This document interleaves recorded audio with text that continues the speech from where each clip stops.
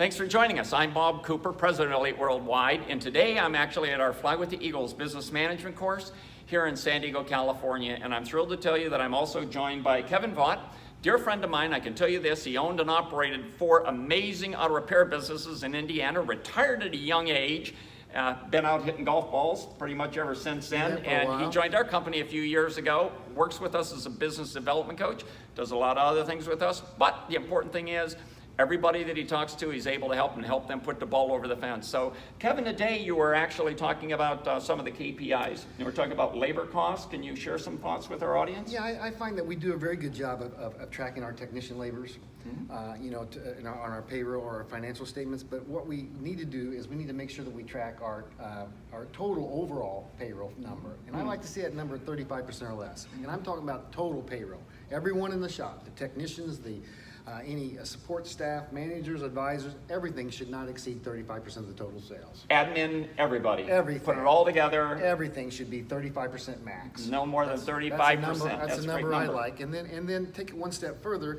I like to look at my advisors in a separate situation, and I think that ought to be total advisors. If you've got 5 advisors, you've got 2 advisors, it ought to be less than 10%, or right at 10% or less. Total sales. 10% or more, 10% or less, sorry, for the advisor staff that you have up front. Absolutely. And total payroll no more than 35%. Including everything, admin and everything.